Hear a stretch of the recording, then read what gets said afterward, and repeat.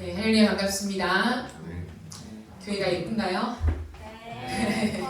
네, 여러분들의 수고와 여러 많은 사람들의 도움을 통하여서 인어프 처치가 아름답게 또 재단장하게 되었습니다. 우리 옆에 있는 사람들과 함께 인사하겠습니다. 세단장입니다. 시작. 세단장입니다. 하나님의 기회를 얻어서 우리가 함께 우리의 삶도 우리의 영혼도 세단장하는 그런 은혜가 있기를 소망합니다. 오늘 함께 보실 말씀은 이사야 53장 1절부터 12절까지의 말씀입니다. 이사야 53장 1절부터 12절까지의 말씀입니다. 다 찾으셨으면 한 절씩 교독하시고 마지막 절은 합독하겠습니다. 우리가 전한 것을 누가 믿었느냐? 여호와의 팔이 누구에게 나타났느냐? 땅에서 자라는 일을 양한 손이 같고 많은 땅에서 나온 뿌리 같아서 온무함도 없고 풍채도 없은즉 우리가 보기에 흠모할 만한 아름다운 것이 없도다. 그는 멸시를 받아 사람들에게 버림받았으며 간고를 많이 겪었으며 질고를 아는 자라. 마치 사람들이 그에게서 얼굴을 가리는 것 같이 멸시를 당하였고 우리도 그를 귀히 여기지 아니하였도다. 그는 시로 우리의 질고를 주고 우리의 슬픔을 당하였거늘 우리는 생각하기를 그는 징벌을 받아 하나님께 맞으며 나를 하느니라. 그가 질림은 우리의 허물 때문이요 그가 상함은 우리의 죄악 때문이라. 그가 징계를 받음으로 우리는 평화를 누리고 그가 채찍에 맞음으로 우리는 나음을 받았도다. 우리는 가양 같아서 그를 향하여 바퀴 길로 갔거늘 여호와께서는 우리 모두의 죄악을 그에게 담당시키셨도다. 그가 곤욕을 당하여 괴로울 때에도 그의 입을 열지 아니하였으며 마치 도수장으로 끌려가는 어린 양과 털 깎는 자 앞에서 잠잠한 양같이 그의 입을 열지 아니하였도다. 그는 우리가 시험하고 끌려갔으나 그 세대중에 그가 생각하기를 그가 살아있는 자들의 땅에서 끊어지는 땅이 흘러가게 될 백성의 허물 때문이라 하였으리요. 그는 강포를 행하지 아니하고 그의 입에 거짓이 없었으나 그의 무덤이 악인들과 함께 있었으며 그가 죽은 후에 부자와 함께 있었도다. 여호와께서 그에게 사함을 받게 하시기를 원하사 질고를 당하게 하셨은즉 그의 영혼은 속건제물로 드리게 되면 그가 실족하게 되며 그의 하나님 될 것이요 또 그의 손으로 여호와께서 기뻐하시는 뜻을 성취하리로다. 그가 자기 영혼에 수고한 것을 보고 만족하게 여길 것이라. 나의 의로운 종이 자기 지식으로 많은 사람을 의롭게 하며 또 그들의 죄악을 친히 담당하리로다. 내가 그에게 존귀한 자와 함께 몫을 받게 하며 강한 자와 함께 탈취한 것을 나누게 하리니 이는 그가 자기 영혼을 버려 사망에 이르게 하며 범죄자 중 하나로 헤아림을 받았음이니라. 그러나 그가 많은 사람의 죄를 담당하며 범죄자를 위하여 기도하였느니라. 아멘. 오늘은 종료주일로 지키면서 개의치 않는 사랑이라고 하는 제목으로 함께 하나님 말씀을 나누도록 하겠습니다. 오늘 우리가 읽은 이사야 53장은요 두 개의 질문으로 시작하고 있습니다. 이사야 53장 1절 말씀을 보시면요 우리가 전한 것을 누가 믿었느냐, 여호와의 팔이 누구에게 나타났느냐에 대한 질문으로 시작합니다. 이 질문의 뜻은 이러합니다. 우리 중에 누가 우리가 들었던 그 메시지를 믿었느냐 라고 하는 질문입니다. 이사야 선지자는요 53장뿐만 아니라 42장부터 고난받는 종을 예언해 오고 있었습니다. 42장부터 쭉 이 땅 가운데 메시아가 올 것인데 그 메시아는 고난받는 종의 모습으로 온다라고 하는 것을 예언하고 있어요. 우리를 구원할 그 메시아가 백성의 죄를 담당하기 위해서 죽으러 오신다라고 하는 메시지를 강조하면서 복음을 사실 구약 때부터 전하고 있는 것이죠. 그러면서 이어서 여호와의 팔이 누구에게 나타났느냐라고 질문을 합니다. 여호와의 팔은 여호와의 능력을 상징하거든요. 그래서 하나님의 팔, 이렇게 오른팔 이런 성경의 구절들이 나오면 여호와의 능력이라고 생각하시면 돼요. 여기서는 구체적으로 어떤 의미냐면 구원하시는 하나님의 능력을 가리킵니다. 그러므로 이 팔이 유대인들에게 지금 펼쳐져 있다라고 하는 것을 말씀하고 있어요. 로마서 10장 21절 말씀을 세 번역으로 한번 보시면요. 또한 이사야는 하나님께서 이스라엘을 보고 복종하지 않고 거역하는 백성에게 나는 온종일 내 손을 내밀었다라고 하는 이 말씀을 하고 계십니다.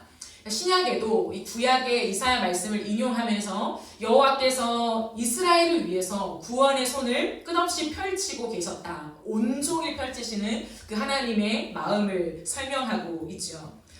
그러나 유대인들은 이 메시지를 계속 들었지만 믿지 않았다라고 하는 것을 이야기하고 있습니다. 유대인들은 수많은 영적인 특권을 누렸죠. 하나님을 가장 잘 이해한 사람이 유대인들이었습니다. 뿐만 아니라 메시아에 대한 예언을 너무 잘 알고 있었죠. 그렇기 때문에 영적 특권, 영적 혜택을 가장 많이 받은 수혜자 중에 수혜자가 유대인들이었습니다. 그러나 이들은 주님을 믿지 않았다. 이 이유에서 봤을 때 왜 예수님을 믿지 않았을까? 예수님에 대한 정보가 불충분해서는 아닌 것 같다는 거죠. 무언가 설명이 불충분해서 설득력이 약해서는 아니라고 하는 것입니다. 믿지 않았대요.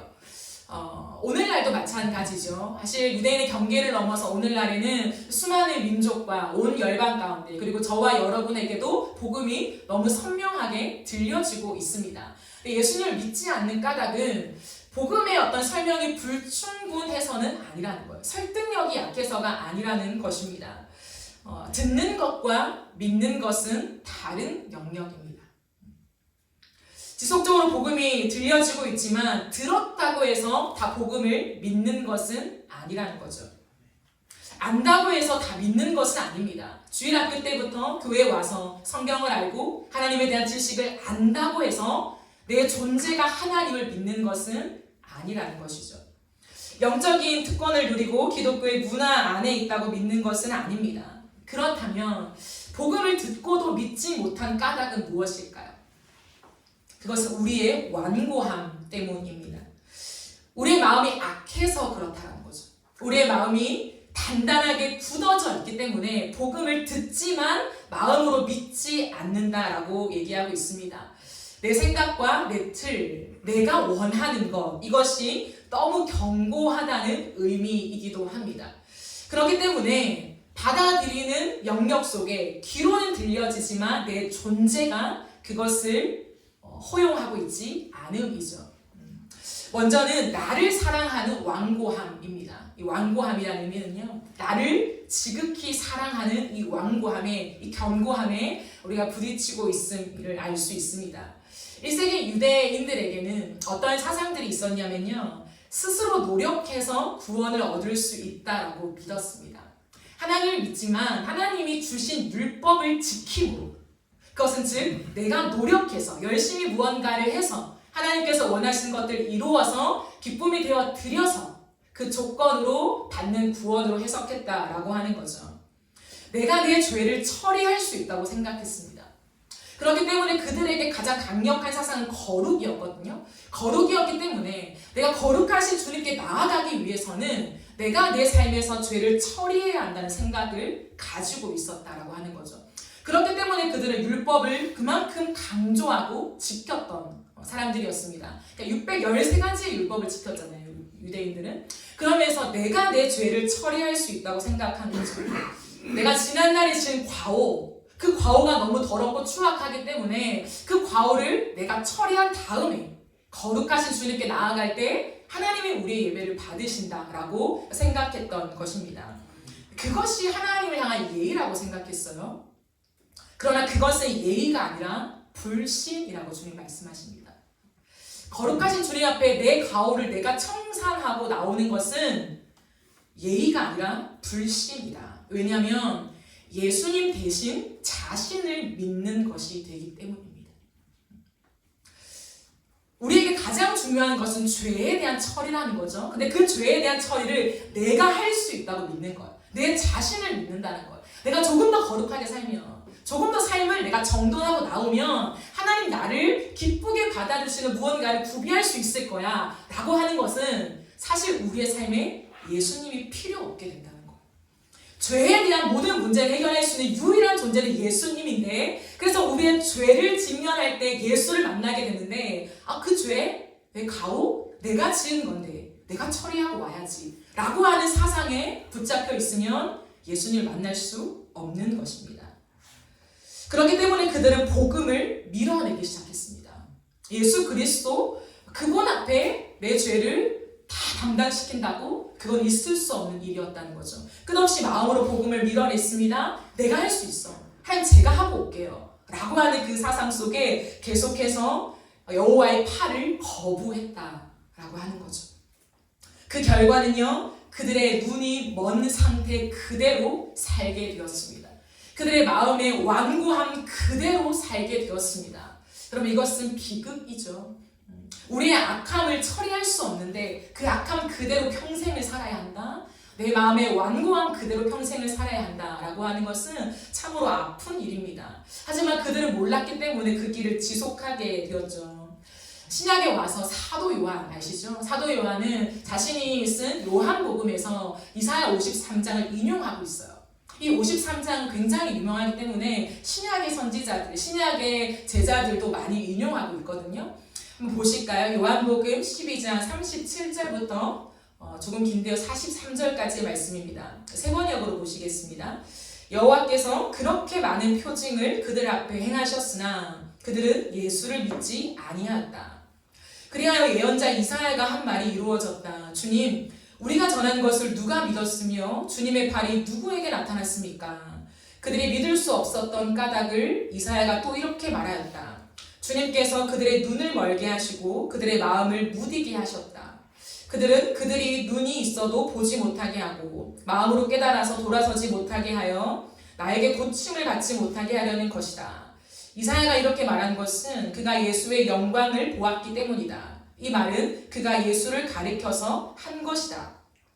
그럼 여기에서 우리가 오해할 수 있는데요, 40절 말씀이 이렇게 되어 있는 것은요, 예수님께서 의도적으로 우리가 믿지 못하게 막으신 게 아니라는 거예요. 우리의 눈을 가리시고 우리의 마음을 계속해서 완고하게 하셨다라고 하는 하나님의 어떠함이 아니에요. 이건 뭐냐면 내버려 둠입니다.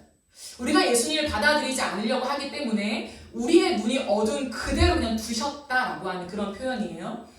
42절을 보시면 지도자 가운데서도 예수를 믿는 사람이 많이 생겼으나 그들은 바리새파 사람들 때문에 믿는다는 사실을 드러내지 못하였다. 그들이 회당에서 쫓겨날까봐 두려워하였기 때문이다. 마지막 43절, 그들은 하나님의 영광보다도 사람의 영광을 더 사랑하였다 라고 되어 있습니다. 사람의 영광은 무엇이냐면 사람들의 시선과 평가입니다. 즉 외모, 외적인 조건을 말하는 거죠. 외적인 조건을 너무나 사랑하였기 때문에 하나님의 영광을 바라보지 못한 부분들을 얘기하고 있습니다. 오늘 본문 2절, 3절로 돌아가시면요, 이스라엘이 예수를 믿지 않은 이유가 나옵니다. 메시아를 믿지 않은 이유가 나오는데요, 예수님의 외적인 조건 때문이었습니다. 그들이 볼 때 예수, 메시아로 온 예수가 전혀 아름답거나 매력적이지 않았기 때문이에요. 그래서 예수님을 부끄럽게 생각했습니다. 그리고 마음으로 받아들이는 것이 참으로 힘겨웠다는 것. 너무 힘들었어요. 그럼 과연 종으로 오신 예수님의 모습이 어떠했나? 라고 했을 때 2절을 보시면요, 그는 주 앞에서 자라나기를 연한 순 같고 마른 땅에서 나온 뿌리 같아서 고운 모양도 없고 풍채도 없은즉 우리가 보기에 흠모할 만한 아름다운 것이 없도다. 하나도 없다. 이런 의미입니다. 예수님의 고향이 나사렛 사람들뿐만 아니라 전체 유대인들의 모습 속에 예수님은 어떤 모습이었냐? 흠모할 만한 것이 아무것도 없는 모습이었다라고 하는 거예요. 연한 순 같고 마른 땅에서 나온 뿌리 같다라고 하죠. 여러분, 이 비유는요, 당시 이스라엘 사람들에게 너무 와닿는 비유였어요. 왜냐하면 그들은 농사를 짓는 농업 문화 속에 있었기 때문이에요. 연한 순이라고 하는 것은 무엇이냐면 버려지는 쓸모없는 가지를 의미합니다. 이 가지가요, 나기 시작하면 계속해서 나무가 자라나야 되는데 그것을 막게 되거든요. 그렇기 때문에 유대인들에게는 농업을 할 때에 이 잔가지, 연한 순을 뽑아내야 마땅했습니다. 그렇지 않으면 모든 영양분을 이 연한 순이 다 먹어서 이 온전한 자람이 있을 수 없기 때문이죠. 예수님의 모습이 뭐냐면 쓸모없는 모습이었다는 거예요. 사람들의 입장에서는 저 예수 쓸모없네, 어디다 갖다 써? 라고 하는 인생이었다라는 거예요. 그리고 말씀하시는 것은 마른 땅에서 나온 뿌리 같다라고 하죠. 이것은 마른 황무지에서 나온 뿌리라고 해석하면 조금 더 적절합니다. 황무지라는 거죠. 누구도 심지 않았던. 관심도 없는 작은 묘목을 가리킬 때 마른 땅에서 나온 뿌리라는 것을 설명합니다. 즉 누구도 원하지 않았다는 거죠. 황무지에서 피는 꽃, 누구도 원하지 않고 관심도 없고 쓸모도 없다라는 것을 강조하고 있습니다. 아주 연약해 보여서 뭐 나다가 곧 없어지겠네 라고 사람들이 무시할 정도의 그러한 모습이었다라고 하는 거죠. 그러니 외면당하는 거죠. 예수님이 이 땅에 오신 모습은 뭐냐면 사람들이 봤을 때 저러다 말겠지. 자기가 예수라고 하고 메시아라고 하고 하나님의 아들이라고 하는데 저러다 말겠지. 우리의 삶에 저 예수는 쓸모가 없어 라고 하며 관심을 두지 않고 외면했던 모습이었다라고 설명하고 있습니다. 그럼 실제로 예수님은요 잘생기지 않았어요. 우리가 흔히 보는 이 그렇죠 성화 같은 것들 보면요 예수님 너무 잘생기셨잖아요. 너무 잘생기고 너무 퍼펙트하게 생기셨지만 그렇지 않아요. 왜냐하면 성경을 읽어봐도요 이런 얘기가 나와 있습니다. 예수님이 당시 30세를 사셨잖아요. 거의 30의 나이를 사셨는데 사람들이 너는 50세 같다 이렇게 말했어요. 사람들이 50인 줄 알았어요. 얼굴을 보고 약간 사근 얼굴 있잖아요. 그래서 우리가 지금 30대가 있잖아요. 여러분 보고 50대 이렇게 하면 얼마나 기분 나쁘겠어요. 그죠? 예수님 마치 그랬다는 거죠. 얼마나 볼품이 없었던지 사실 굉장히 못생기셨고 그 얼굴을 봤을 때 50쯤 됐나? 뭐 이렇게 가늠할 정도로 볼품이 없었음을 드러냅니다. 그리고 풍채가 없었다는 거죠. 이 당시에는 부자라고 하면 풍채가 있어야 되잖아요. 배도 조금 나오고 이렇게 해야지 부자다, 잘 산다, 지위도 있다 이렇게 생각하는데 그 당시에 예수님은 아마 마른 체질이지 않았을까 생각해요. 늘 드시지 못하고 40일 금식 기도도 하시고 그런 인생을 사셨는데 어떻게 풍채가 있겠습니까? 그런 깡마른 모습으로 그 땅을 걸어가셨음이 분명합니다. 뿐만 아니라 예수님은 유대인이었잖아요. 예수님은 자랄 때 유대인으로 자랐습니다. 그런데 랍비 공부를 한 번도 받은 적이 없어요. 예수님이니까 우리는 생각할 때 당연히 예수님이니까 왜 학교를 가십니까? 학교 갈 필요가 없다고 생각하지만 그 당시 유대 문화를 봤을 때는 예수님이 굉장히 무시당했던 모습이었다는 거예요. 학벌이 없어요. 유대인인데 랍비 학교 안 나왔어? 그럼 완전히 무시당하는 거예요. 예수님은 한 번도 교육을 받은 적이 없고 누군가한테 내밀 수 있는 학벌, 지위, 그런 공적인 힘이 없었다라고 하는 거예요. 뿐만 아니라 예수님이 함께 하기로 한 제자들 또한 학벌이 없었잖아요. 세상적인 지위가 없었잖아요. 근데 예수님은 의도적으로 그 사람들을 지목하여 택하셨거든요. 많은 사람들이 뭐야? 하나님의 아들이라고 메시아라고 하는데 자신은 그렇다 치자. 근데 그를 따르는 제자들 너무 형편이 없잖아. 뭐야? 촌동네 어부 출신이잖아. 라고 하는 무시를 당할 수도 있지만 예수님은 의도적으로 그들을 택하신 것 같습니다. 그런데 유대인들은 뭐냐면 이처럼 평범한 예수, 이 예수를 메시아로 받아들일 수가 없다는 거예요. 왜? 부끄러우니까. 제가 어릴 때 초등학생 때에 저희 어머니가 사실 학교를 방문한 적이 있었어요. 근데 그때 제가 발표회를 했었는데요. 어릴 때에 이제 꼭두각시처럼 이렇게 쓰고 한복도 입고 이렇게 예쁘게 이렇게 불태 춤도 추고 이런 때였어요. 근데 엄마가 와서 이제 사진을 찍어준다고 이렇게 하셨는데 제가 그때 엄마가 너무 부끄러웠던 기억이 나요. 지금도 생각이 나요. 그때 내가 얼마나 부끄러웠는지. 이게 성인이 되어도 내가 그때 엄마를 부끄러워했던 그 마음이 생생하게 기억이 납니다. 엄마는 잘 모르시죠. 말 안 했기 때문에. 근데 그때 왜냐면 엄마가 너무 볼품 없는 모습. 내 친구들 엄마들은 되게 세련되고 뭔가 잘 갖추고 이렇게 직장도 있으시고 그런데 그때 당시에 저희 어머니는 그러지 못했거든요. 청소하러 다니시고 이랬어요. 그러니까 어린 내 마음에 그 엄마가 너무 볼품없게 느껴진 거예요. 그래서 반갑지가 않았어요. 그냥 차라리 없었으면 좋겠다, 안 왔으면 좋겠다. 이 발표에 사실 그러한 나쁜 마음을 먹었어요. 말씀을 준비하면서 다시 그때가 생각나더라고요. 유대인들의 마음속에 그 예수님이 맞는데 사실 메시아가 맞는데 아무리 구약을 봐도 이 예수가 하나님의 아들이 맞아요. 사실 거부할 수가 없거든요. 그들은 너무 구약에 빠삭했기 때문에. 근데 뭐냐면 부끄러운 거예요. 내 엄마가 아니었으면 좋겠는 그 마음 있잖아요. 예수? 이분이 내 메시아 아니었으면 좋겠다. 다른 분 없어? 아닐 거야. 그러니까 믿고 싶지 않음이 더 적절하지 않나 하는 생각이 들어요. 그러다 보니까 마음으로 예수를 밀어내는 거죠. 외모를 중시했던 그 유대 사회 중심에서 예수님의 외모는 경외나 감탄을 일으키지 못했다라고 하는 거예요. 오늘 보면 3절 보실까요? 그는 멸시를 받아 사람들에게 버림받았으며 간고를 많이 겪었으며 질고를 아는 자라. 마치 사람들이 그에 대해서 얼굴을 가리는 것 같이 멸시를 당하였고 우리도 그를 귀히 여기지 아니하였도다 라고 얘기합니다. 그는 멸시를 받아로 시작하죠. 멸시를 받다라고 번역된 히브리어는 구약 성경에 종종 등장을 해요. 근데 어떨 때 등장하냐면 경멸하다라고 하는 것을 드러낼 때 이 단어를 동일하게 사용합니다. 즉 경멸의 대상이었다. 예수님은 경멸의 대상이었다라고 하는 거죠.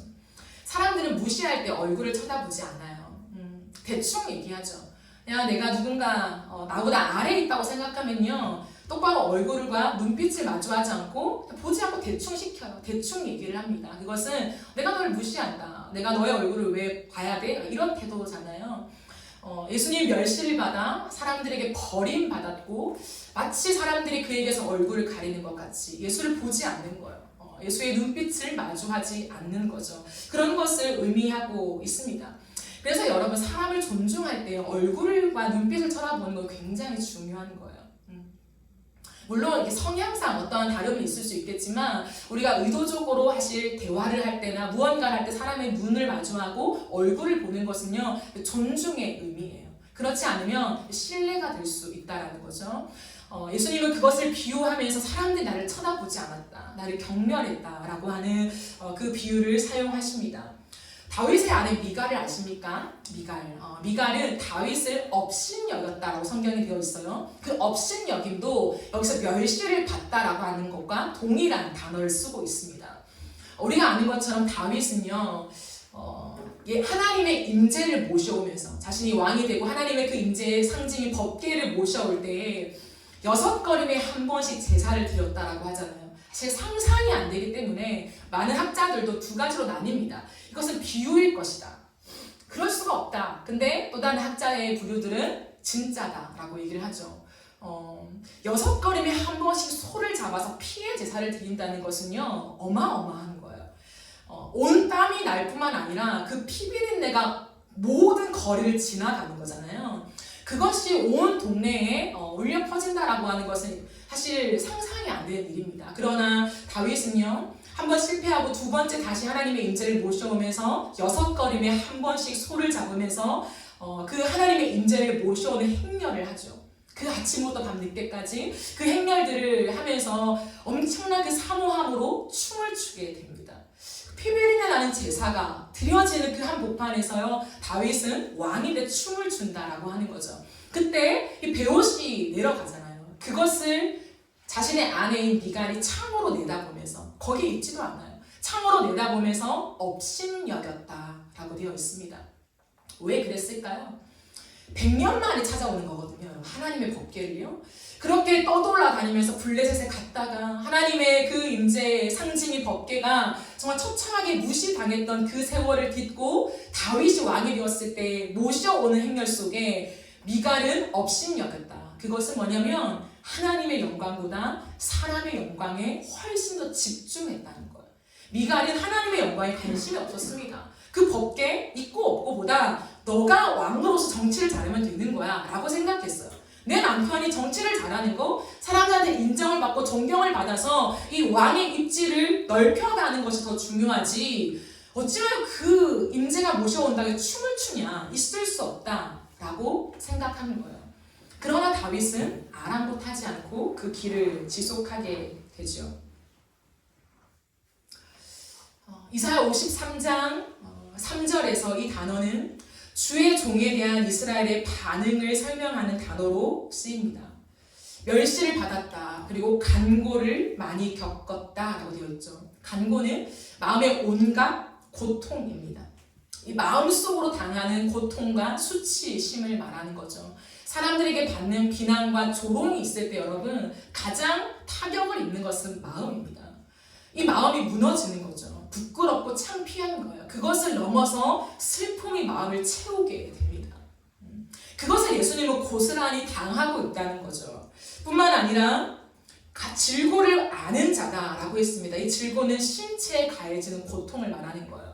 그러니까 신체에도 채찍과 이 엄청난 무게를 당하면서 예수님은 고통을 고스란히 느끼셨다라고 하는 거예요. 그러나 이런 예수님을 유대인들은 비천하게, 이런 예수님을 아주 수치스럽게 쳐다보았다라고 하는 거죠. 왜냐하면 결국 예수님은 그 상태로 채찍을 맞고 죽음으로 내몰렸기 때문이에요. 그래, 고통을 당할 수 있어. 싸움을 하다 보면 나도 피해자가 될 수 있잖아요. 그러나 결국에는 승리하기를 기대했는데 결국에 예수님은 죽었다는 거예요. 십자가에서 죽었다는 거죠. 그 예수를 받아들이기가 힘들다라고 얘기합니다. 참으로 안타까운 현장입니다. 왜냐하면 이스라엘은 그 예수 그리스도께서 걸어가신 모든 간구와 질고를 당하는 길, 십자가에 처참하게 죽는 길을 보고 깨달아야 했던 게 있었거든요. 왜냐하면 하나님이 이미 알려주셨으니까. 무엇을 깨달아야 했을까요?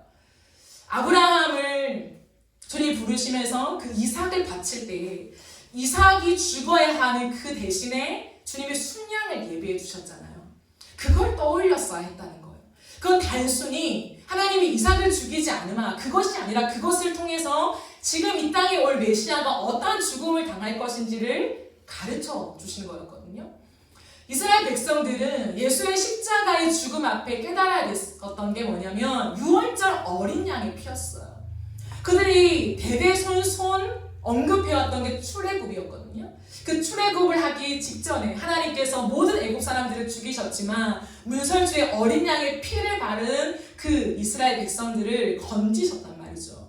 그 엄청난 기적을 경험했던, 그리고 입으로 계속해서 전해왔던 그 장면들이 여기에서 맞춰 깨달아져야 했다는 거예요. 예수 그리스도는 우리를 향한 어린 양이 되셨구나. 그래서 이 땅에 저렇게 비참한 모습으로 왔구나라고 하는 것을 깨달아야 했지만 그들은 깨닫지 못했음을 이야기합니다.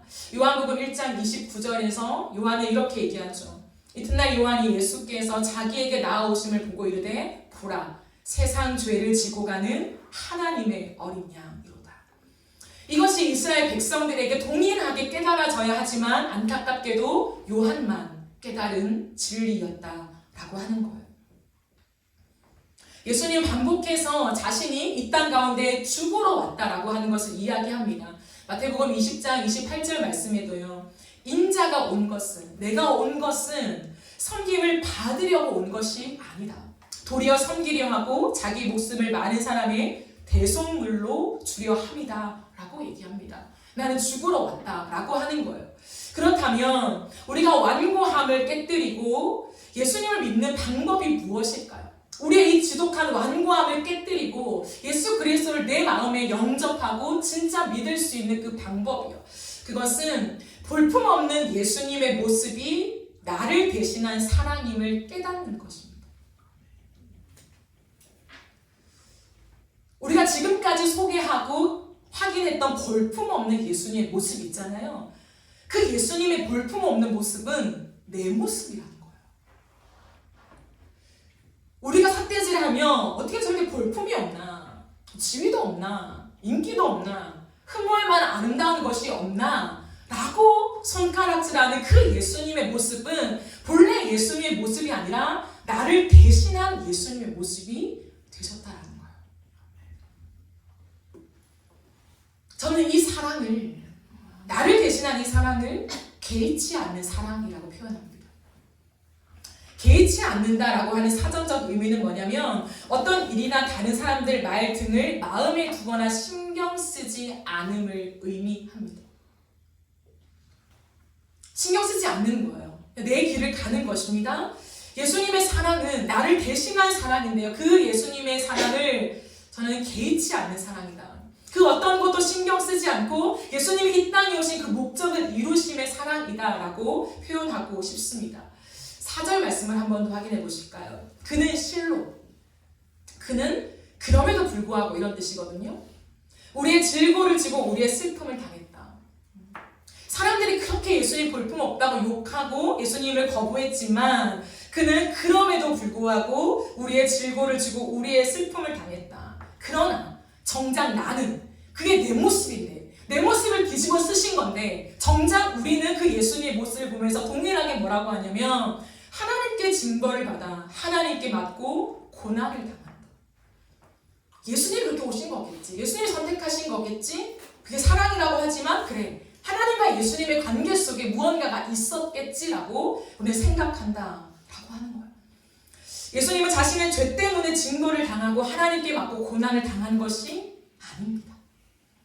예수님은 자신의 죄 때문에 볼품없는 모습이 되는 것이 아닙니다.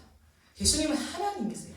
점 하나 없는, 흠 하나 없는 완벽한 하나님이십니다. 우리가 도달할 수 없는 거룩한 하나님이십니다. 그러나 그 주님이 우리의 죄를 대신하여 내 모습이 되어서 내 죄를 씻기기 위해서 그 모습으로 이 땅에 오셨다라고 하는 거예요. 우리가 받아야 할 하나님의 진노가 있는데 우리는 감당을 못해요. 하나님의 진노가 우리에게 쏟아지면요, 감당을 못한다는 거예요. 하나님, 내 죄에 대한 죄가를 제가 정산하고 올게요. 제가 지은 죄가 너무 커서 처리하고 올게요. 그럼 그 말은 엄청 무서운 말이에요. 왜냐하면 그 죄를 처리한다는 것은 죽음이라는 거예요. 우리가 단순히 거짓말한 죄 이게 아니잖아요. 우리의 죄, 우리가 지은 이 마음속에 존재론적인 죄인으로 인해 파생된 모든 죄악들인 거잖아요. 그 죄악을 우리가 처리할 수 없다는 거예요. 왜냐하면 하나님의 진노가 쏟아져서 우리는 지옥에 갈 수밖에 없다는 거예요. 하나님과 단절이 그 죄에 대한 대가라고 하는 거예요. 그러므로 하나님, 내가 내 죄를 처리할 때 이 말은 뭐냐면 하나님, 저 지옥 보내주세요. 이 말이에요. 하나님, 저 영원토록 주님과 단절시켜주세요. 사실 이 말인 거예요. 왜냐하면 죄의 대가는 사망이다. 분명히 하나님 말씀하셨거든요. 죄에 대한 대가는 사망이다. 그렇기 때문에 예수님을 오신 거예요. 그렇기 때문에. 그래서 나와 똑같은 이 죄에 쌓인 볼품없는 모습으로 오시는 거예요. 우리가 지금 화장하고 예쁜 옷 입고 좋은 직업 가지고 굉장히 세련된 것 같잖아요. 그러나 우리 영혼은 시커멓다는 거예요. 우리 영혼은 머리부터 발끝까지 새까맣다는 거예요. 아무리 샤워를 해도, 아무리 좋은 워시로 우리를 씻어내도 이게 씻겨지지가 않는 거예요. 이 검정색이 씻겨지지가 않는 거예요. 뭐야, 씻고 싶은데 씻겨지지가 않는 그 마음인 거예요. 그런데 우리는 예수님을 붙잡을 수밖에 없잖아요. 예수님이 내가 너를 위해 왔어. 그렇게 밀지 않아도 돼. 너의 삶에 너가 이 더러워진 너의 삶을, 너의 존재를 깨끗하게 하기 위해서 그렇게 팍팍 너의 삶을 괴롭게 하지 않아도 돼. 그런다고 되는 게 아니야.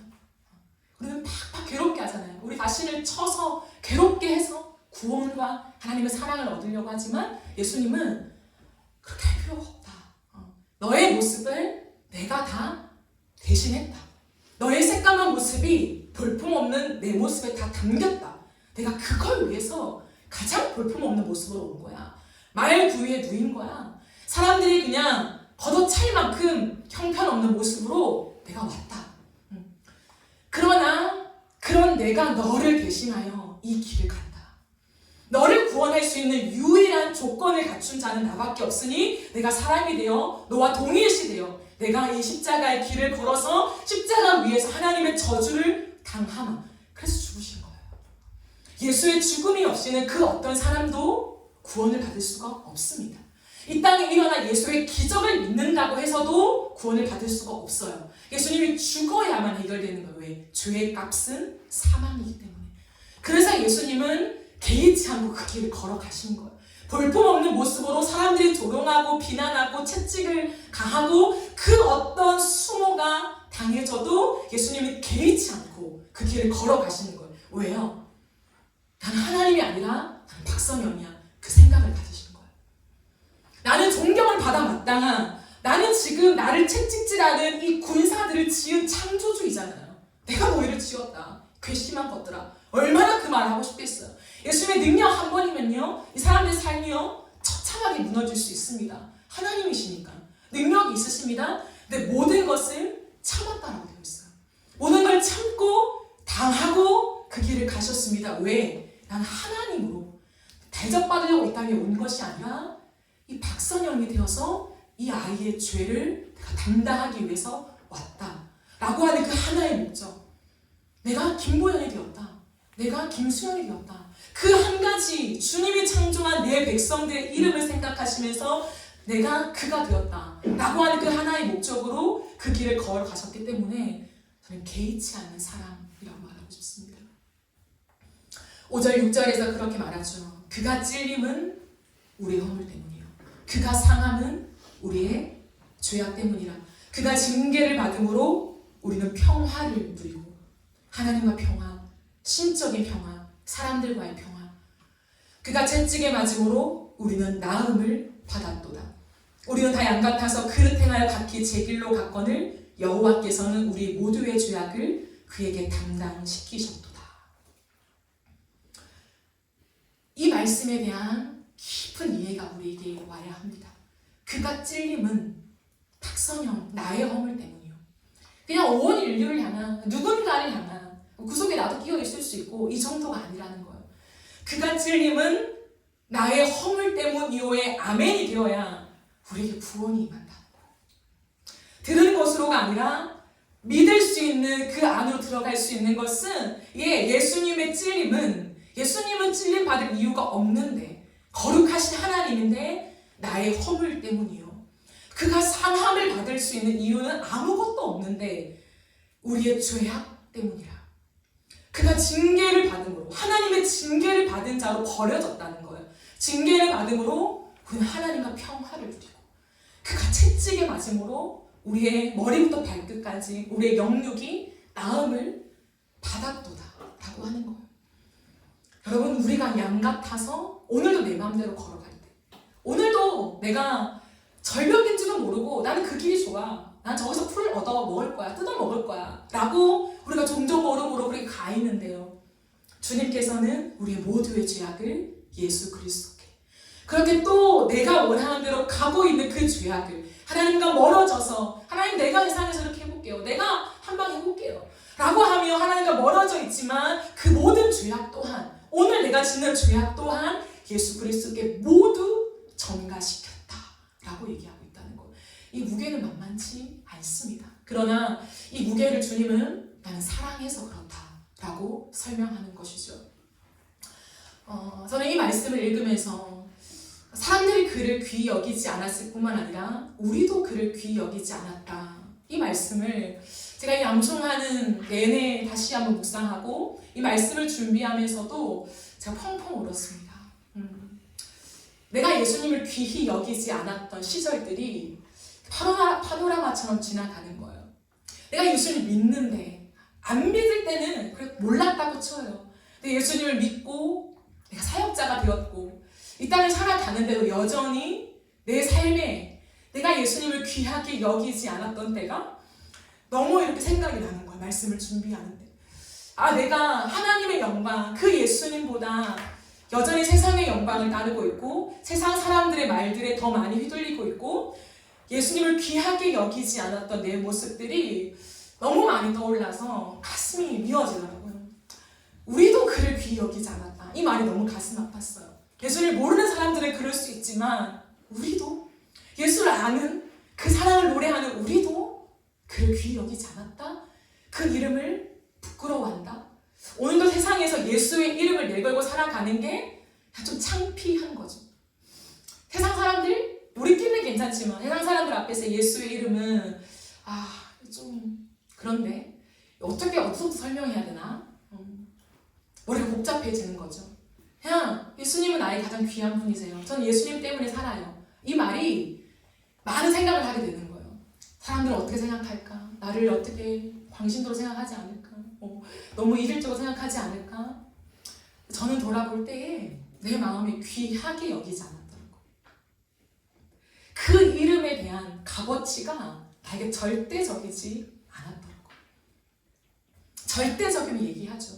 믿으라고 강요하는 게 아니라 나의 고백인 거잖아요. 나의 고백을 누가 막아요? 더구나 이 시대에. 이거 너의 신앙, 너의 고백. 그런데 우리는 마치 다른 사람들이 어떻게 생각할까? 어떻게 받아들일까? 예수를 어떻게 이해할까? 이런 생각을 하는 거죠. 그것은 복음이 방해될까봐 보다도 내 안에 어쩌면 그 예수를 정말 가장 귀하게 여기는, 가장 보배롭다, 이게 나의 가장 큰 재산이다 라고 하는 그 마음이 마음이 없기 때문이 아닌가 라는 생각을 해보면서 많이 회개를 하며 눈물을 흘렸습니다.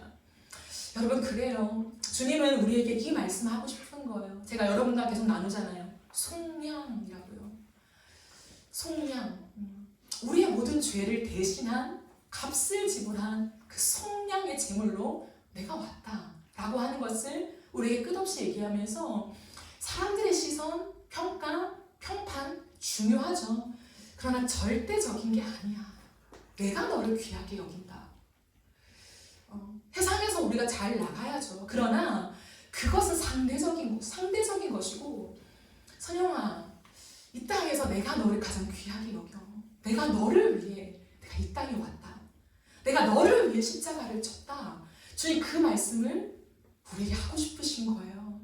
우리 마음에 있는 모든 죄의 쓴뿌리, 내가 너를 치유하였다, 내가 고쳤다 라고 얘기를 하세요. 우리를 고치시는 분 예수님밖에 없는 거예요. 여러분, 우리가 왜 세상 사람들의, 다른 사람들의 시선과 평판과 이목과 이런 모든 것들에 신경 쓸까요? 사실 우리 안에 상처 때문이에요. 우리 안에 쓴뿌리가 있어서 그런 거예요. 근데 그것에 자유로워지면요, 상대적이 되는 거예요. 잘 나가도 못 나가도 괜찮아요. 열심히 살아야죠. 근데 내가 최선을 다했는데도 그것을 이루지 못한다?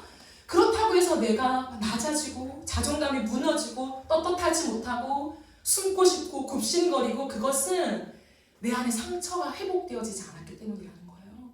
주님 말씀하십니다. 우리를 세상 속에서 으뜸으로 세워줄게가 아니라 너의 마음의 쓴뿌리를 내가 제거할게요. 너의 마음의 죄로 인해 파생된 모든 것, 세상 사람들이 이 세상이라고 하는 거대한 흐름이 너희가 잘못 심어둔 그 죄에 많은 파생된 것들을 내가 뿌리 뽑아서 새롭게 할게 라고 하는 거예요. 여러분, 세상의 기준이 우리를 단정할 수 없습니다. 연봉이요, 우리의 가치를 매길 수 없습니다. 왜 이 사람은 얼마짜리 연봉, 이 사람은 어떠한 능력을 갖춘 사람, 여러분, 그것은 잘못된 것이에요.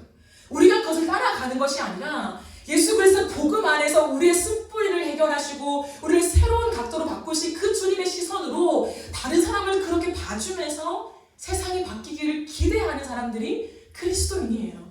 근데 우리도 예수님을 귀하게 여기지 않고 세상이 말하는 기준과 평판과 그 목적과 돈과 연봉과 인정과 그런 높임받음과 그것을 따라가면서 하나님 이거 필요해요, 하나님 이거 주세요 라고 달려간다면 얼마나 하나님 마음이 아프시겠어요. 내가 언제 그걸 원했냐? 난 그걸 원한 적이 없다. 너에게 그걸 달라고 한 적이 없다. 주님 오히려 아픈 마음으로 우리에게 설득하고 계시는 거죠. 주님은 예수 앞으로 나와라. 오늘도 내 앞으로 나와라. 그래서 그 모든 눈물과 아픔과 걱정과 사람들의 시선과 나와 얘기하자. 나랑 의논하자. 나랑 해결을 보자. 주님 그렇게 말씀하고 계시다라고 하는 거죠. 그렇기 때문에 주님은 7절을 보십시오. 7절 말씀에도 그가 곤욕을 당하여도 그의 입을 열지 않았다. 침묵했다는 거죠. 사람들이 뭐라 할 때 얼마나 대꾸하고 싶으셨겠습니까? 한마디면 끝나는 거예요. 그냥 속이 시원해지는 거죠. 한마디만 해도 결과야 어떻든 내가 내뱉으면 속에도 시원합니다. 근데 예수님은 한마디 말도 안 했다는 거예요. 때로는 침묵하는 것도 믿음인 것 같아요. 다 설명하는 것도 믿음이지만 때로는 어떤 경우에 설명하지 않고 묵묵히 맞는 것도 믿음이다라는 생각을 합니다. 그렇게 예수님께서 개의치 않는 사랑으로 걸어가셨다라고 하는 거예요. 여러분, 저는 이 사랑을 우리가 알게 된다면 나를 구원하기 위해 그 어떤 것도 개의치 않고 길을 걸어가셨던 예수님이라면 우리 또한 개의치 않는 사랑을 드릴 수 있지 않을까요? 우리 또한 그 예수님의 사랑에 붙잡힌 바 되어 이 땅을 걸어간다면 사람들이 뭐라고 해도 우리의 형편이 어떠하든 개의치 않고 그 길을 걸어갈 수 있지 않을까요? 저는 꼭 이것이요, 우리가 세상에서 그 기준 이하의 삶을 살아야 한다는 걸 얘기하는 건 아니에요.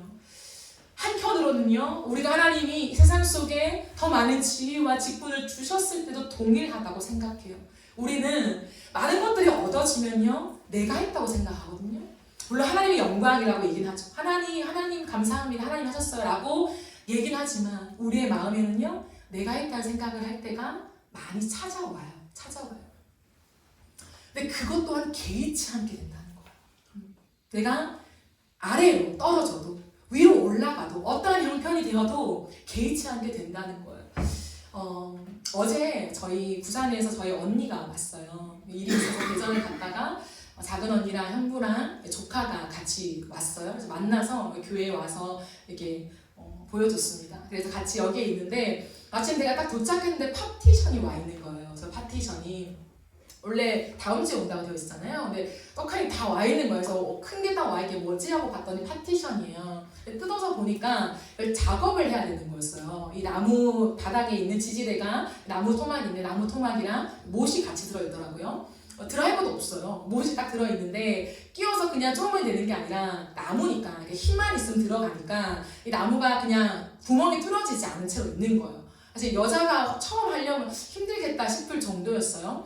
근데 이제 뜯어서 제가 어쨌든 다음날 이제 성도들이 오니까 같이 이제 하자 해가지고 제가 하기 좀 버거운 거예요. 그래서 일단 드라이버가 없으니까 제가 사왔어요. 철물점에 가서 드라이버를 사오고 형부께 부탁을 드렸죠. 형부 이거 좀 만들어주세요. 그래서 뚝딱 이렇게 만드는 거예요. 그래서 못을 가지고 이렇게 팍 하고 힘을 들여서 막 하는데 옆에서 제 조카가 이제 1학년이에요. 남자인데 이제 아빠 옆에서 이걸 보니까 자기도 해보고 싶은 거야. 자기도 막 궁금하니까 자기가 막 하려고 이제 드라이버를 뺏어요. 근데 못하잖아요. 어린아이 손도 다칠 수 있고. 근데 저 형부가 지혜로운 게 그냥 잠깐만 있어봐 라고 하더니 그 못으로 이렇게 4개가 있어요. 한 그 다리에 4개인데 3개를 막 이렇게 쪼아요. 그리고 마지막 딱 한 못을 남겨놔요. 그리고는 그 못을 3분의 1 정말 미세하게 남겨놓고 다 쪼아요. 그리고는 효준아 이제 너가 해 이렇게 하는 거예요. 그러더니 그 친구가 이렇게 쪼는 거예요. 1학년이니까 그래도 힘이 있잖아요. 그 정도는 쪼을 수 있으니까 쪼어서 완성이 됐어요. 그리고 양쪽 다 동일하게 형부가 그렇게 하는 거예요. 그러면서 이러는 거예요. 효준아 너가 했어! 완성했어! 이렇게 하는 거예요. 그래서 저도 기뻐서 와 우리 효준이 많이 컸네? 이것도 만들 수 있네? 그래서 칭찬을 했었거든요. 저는 그 모습을 보면서 오늘의 말씀 하나님의 마음이 오버랩 됐어요. 우리가 이 땅 가운데 잘 해봤자 얼마나 잘하겠습니까? 잘나봤자 얼마나 잘나겠습니까? 하나님이 주지 않으면 못해요. 하나님이 걷어가시면 끝나는 거고 우리의 인생은 호흡도 마찬가지잖아요. 가장 중요한 생명도 하나님이 주고 계시고 능력도 하나님이 주시는 거잖아요. 근데 하나님이 어떻게 주시냐면 다 쪼아놓고 다 만들어 놓고 마지막 야 너가 해봐. 선영아 너가 해. 그럼 그게 우리의 몫이에요 사실. 우리는 열심히 여기 산다고 하죠. 내 딴에는 그렇게 살아요. 내가 이렇게 차곡차곡 쌓아서 이 능력에 도달했어. 이걸 얻었어. 이 결과물을 도출해냈어. 이게 내 성과야 라고 생각하지만 착각이라는 거예요. 하나님이 건강 안 주셨으면 어떡해요? 하나님이 우리의 삶에 어떤 일이 터지게 만들면요 끝나는 거예요. 면접 보잖아요. 면접 날에 갑자기 배탈이 나면 면접 못 가는 거예요. 무언가 내가 아무리 쌓아 올리고 이제 한 단계 남았어. 이제 마지막 한 단계 올리면 됐어. 근데 그때요 중간에 탁 치면요 와르르 무너진다는 거예요. 그걸 누가 보존하고 계십니까? 하나님이요. 누가 오늘도 나의 건강을 보장하십니까? 하나님이요. 누가 오늘도 내 호흡을 붙잡고 계십니까? 하나님이요. 근데 우리는 내가 했어요 하나님. 나 이거 할 수 있어요. 제가 이때까지 이거 해왔다고. 하나님 결과를 내게 해주세요. 하나님 얼마나 마음이 아프실까요? 그 아이의 마음. 그러나 부모는 알죠. 이게 누구의 손으로 파티션이 완성되었는지. 그냥 길을 세워주는 거예요. 그리고 한 가지 더 연합인 거죠. 너랑 나랑 아빠랑 같이 이거 완성했어. 우리 효준이가 했네? 이 말을 해주고 싶은 거예요. 그게 우리 하나님의 마음입니다. 하나님이 모든 걸 할 수 있지만 우리의 영역을 남겨두시면서 우리가 애를 쓰게 하죠. 우리의 시간, 우리의 생각, 우리의 모든 것들을 쏟아붓게 하죠. 그러면서 하나님이 너가 했네? 아이고 잘했어. 세상 속에 내 이름을 드러냈어? 이거 완성했어? 너무 잘했어. 그때 여러분 제가 했잖아요. 제가 이렇게 잠 안 자고 했잖아요. 그건 교만인 거죠. 하나님이 하지 않았으면 전 할 수 없었습니다. 그걸 정직하게 인정하는 거. 정말 그렇습니다. 라고 고백하는 것이 믿음입니다. 그게 맞으니까요. 하나님 그거 원하시는 거예요. 그 개의치 않는 사랑으로 가는 것입니다. 그러게 여러분 우리가 개의치 않는 사랑을 받은 자로 이 땅을 살아갈 때 한 가지밖에 없다고 저는 생각해요. 주님의 아름다움을 노래하며 사는 것입니다. 여러분 53장은 고난으로 끝나지 않아요. 53장은 그냥 눈물의 골짜기만 얘기하고 있지 않습니다. 마지막으로 11절 12절을 보겠습니다. 11절 12절을 보시면요, 한번 같이 읽어볼까요? 시작. 그가 자기 영혼에 수고한 것을 보고 만족하게 여길 것이라. 나의 의로운 종이 자기 지식으로 많은 사람을 의롭게 하며 또 그들의 죄악을 친히 담당하리로다. 그러므로 내가 그에게 존귀한 자와 함께 몫을 받게 하며 강한 자와 함께 탈주한 것을 나누게 하리니 이는 그가 자기 영혼을 버려 사망에 이르게 하며 범죄자 중 하나로 헤아림을 받았음이니라. 그러나 그가 많은 사람의 죄를 담당하며 범죄자를 위하여 기도하였느니라. 아멘. 12절 말씀은요, 그가 죽는 때까지 자기의 영혼을 서슴없이 내맡겼다라고 번역해야 옳습니다. 서슴없이 내맡기며 남들이 죄인처럼 여기는 것도 마다하지 않았다라고 하는 거예요. 그러면서 우리의 죄악을 친히 씻어주셨다라고 하는 결론입니다. 다시금 고난받는 종이 영광을 얻으시는 거죠. 그분은 죽었습니다. 그러나 하나님이신 그분의 영광을 얻어서 다시금 그 영광으로 우리를 초대하신다고 하십니다. 놀라운 영광 안에 우리가 함께 살 수 있도록 제가 여러분과 나눈 그 에덴의 은혜 안에 이 땅 가운데 자유하며 사람들의 시선에 묶이는 것이 아니라 자유하며 어떤 형편에든지 자족하며 살 수 있는 사람들로 우리를 회복시키셨다라고 하는 거죠. 그러므로 우리의 평생에 주의 아름다움을 노래하며 살아갑시다. 여러분, 주님은 아름다우신 분이에요. 볼품없이 이 땅에 오신 건 내 모습이고, 그러나 그분의 본래의 모습은 너무나 아름다우신 분입니다. 세상에 어떤 빛과도 비교할 수 없는 빛 중의 빛이 예수 그리스도이십니다. 그분은 존귀한 이름을 가지신 분이십니다. 그러므로 우리 안에 가장 귀한 이름이 예수로 여기며 살아야 하지 않겠습니까?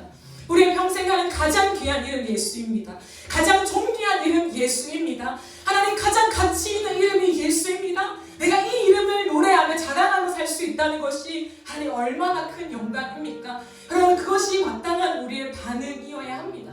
바라는 것은 세상 속에서요, 여러분, 예수의 이름을 자랑하며 살아가십시다.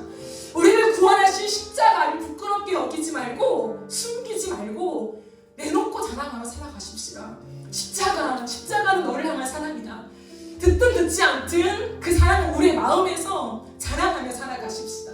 그리고 우리의 평생에 내 이름보다 더 귀한 이름 예수 그리스도, 예수 그리스도, 예수 그리스도, 그 빛난 영광을 노래하며 내 평생 동안 하나님의 사랑을 노래하며 높이며 살겠습니다. 이 삶이 저와 여러분의 고백이요 걸음이 되어지기를 예수님의 이름으로 축복합니다. 아멘. 우리 함께 찬양하며 기도하겠습니다. 우리 십자가를 참으신 찬양 함께 부르겠습니다.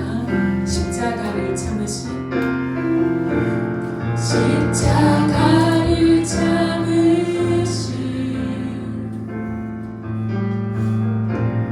어린 양 예수, 내 죄 씻어주시고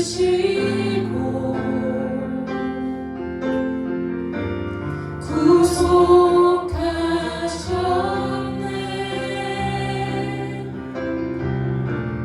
어둠을 물리치신 세상의 빛 예수, 영광의 빛 비추사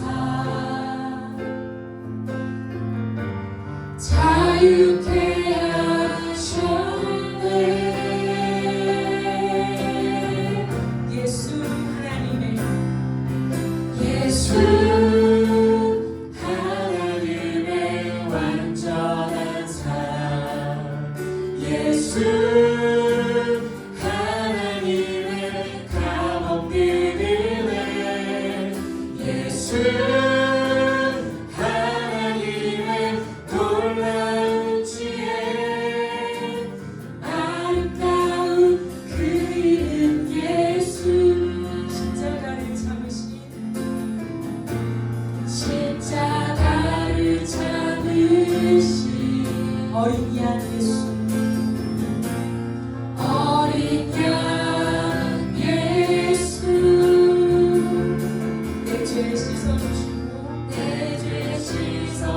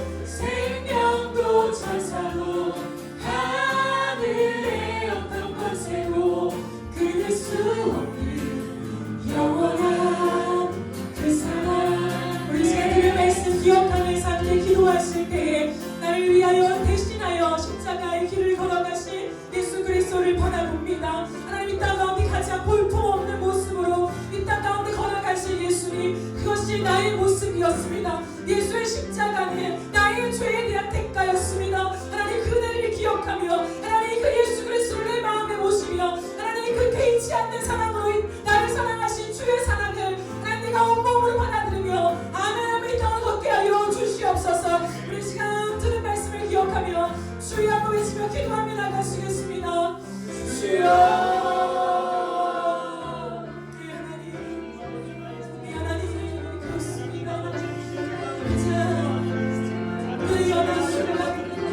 이 땅에서 나온 뿌리 같았어. 모양도 없고 형체도 없어. 우리가 보기에 얼마나 아름다운 꽃이야. 그 모습이 나의 모습이었습니다. 그 모습은 그대 예수의 모습이 아니라 나의 모습이었습니다. 몸은 나의 모습이었습니다.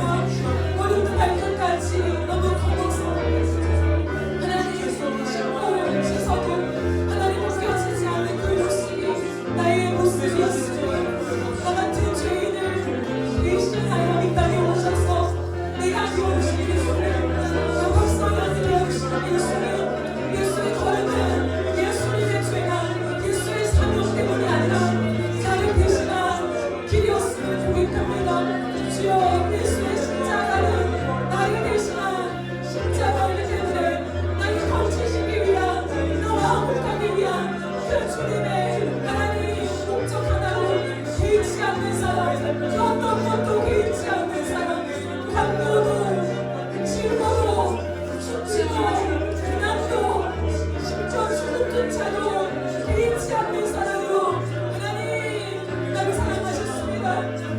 이 땅을 살아가면서 너무나 많은 것들을 신경 쓰고 있는 우리의 모습들, 이 땅을 살아가면서 너무 많은 것들을 하나님 우리가 붙잡고 하나님 바라보며 마음을 들여 살아간다고 하나님의 아름다움을 오롯이 바라보지 못한 우리의 모습들을 고백합니다.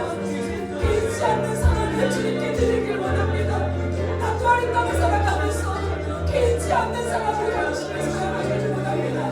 그 어떤 것들, 사람들의 평판, 하나님 정, 의지, 하나님 명예, 그 어떤 것도 하나님 그 주님 앞에 아무것도 아님을 다 상대적인 것임을 하나님 내가 기억하며 하나님 개의치 않는 사랑을 당신께 드리며 살아가겠습니다. 하나님 땅을 살아가면서 주님을 노래하며 하나님 살아가겠습니다.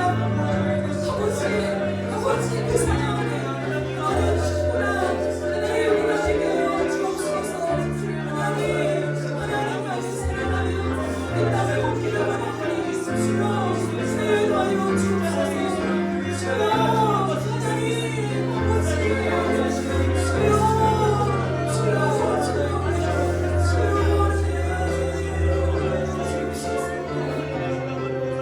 우리 한 가지라도 같이 기도하십시다. 하나님께서 우리에게 원하시는 것은 다른 것에 있지 않습니다. 우리가 잘나서 무언가를 해서 하나님께서 그것을 받으시는 것보다 더 중요하게 우리를 보시는 것은 오늘도 너의 마음에, 너의 삶에 내가 가장 귀한 것 맞냐? 너가 가진 모든 것과 비교할 수 없을 정도로 내가 가장 존귀한 것 맞냐? 그 어떤 것도 빼앗길 수 없는 너의 자랑이 나 예수가 맞냐?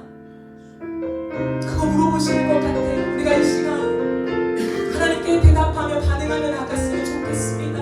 많은 것들을 신경 쓰며 살아갔던 우리의 모습들이 있다면 하나님 나 또한 개의치 않는 사람으로 하나님 나를 존귀하게 여기며 주님을 자랑하며 내 삶을 부끄럽게 여기지 아니하며 내가 주님을 따르는 이 길을 자랑스럽게 여기며 하나님 꿋꿋이 믿음으로 이 길을 걷게 하여 주시옵소서. 우리 한 번 더 각자의 고백을 따라 기도하며 나가시겠습니다.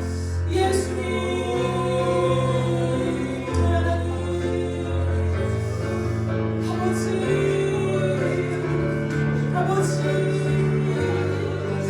예수 그리스도 하나님 너에게 가장 귀한 것이 내 이름이 맞냐? 너에게 가장 귀한 것이 내 하나님 나 예수가 맞냐? 이 십자가를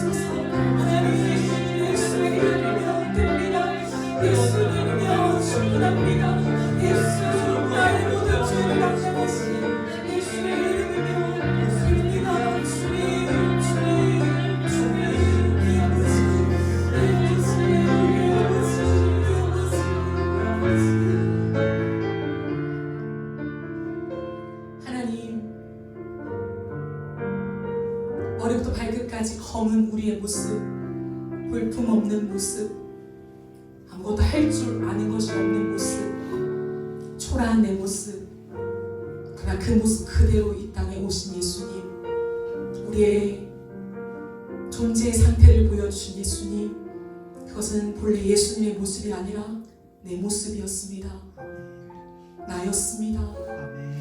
나로 이 땅에 오셔서 나로 이 땅에 살아가시며 십자가 위에서 나를 대신하여 죽으신 예수님, 당신의 죽음으로 당신의 침묵하며 걸어가신 모든 질고와 간고를 담당하신 그 주의 십자가 죽음이 나를 살리셨음을 고백합니다. 나의 모든 죄를 내가 처리할 수 없음을 인정하며 예수 그리스도께 모두 다 감당시킵니다. 아프지만 내가 지은 죄지만 내 모습이지만 당신께 모든 것을 전가시킵니다. 예수님, 나의 죄를 다 가져가 주십시오. 나의 모든 볼품없는 모습을 다 가져가십시오. 나의 상한 마음을 다 가져가십시오. 나의 못된 모습들을 다 가져가십시오. 그리고 예수께서 죽으셨으니 당신의 좋은 모습들, 아름다운 모습들, 당신의 인성을 나에게 담아주십시오. 그것을 위해 이 땅에 오셨으니 이제는 의인으로, 이제는 예수의 그 아름다움을 닮아서 이 땅을 살아가겠습니다. 하나님, 이기적인 모습을 버리고 예수를 끝없이 추구하며 예수님을 가장 아름다운 이름으로 여기며 우리가 이 땅을 걸어가겠사오니 주여, 우리의 인생을 통하여 영광받아 주시옵소서. 세상 속에 더 이상 부끄러운 이름이 아니라, 부끄러운 십자가가 아니라 자랑하는 십자가로 듣든지 아니 듣든지 하나님, 우리가 전하는 임무를 가지면서 예수의 이름을 전하며 살아갈 때에 우리가 있는 곳곳마다 예수의 십자가가 세워지게 하여 주시고, 우리가 있는 곳곳마다 수많은 사람들이 예수의 이름, 예수의 이름, 예수의 이름을 듣게 되는 놀라운 역사가 임할 수 있도록 우리를 사용하여 주시옵소서. 우리의 모든 쓰러진 것들, 비천해진 것들, 하나님 병든 것들이 있습니까? 하나님 나음을 얻게 하여 주옵소서. 일어서게 하여 주시옵소서.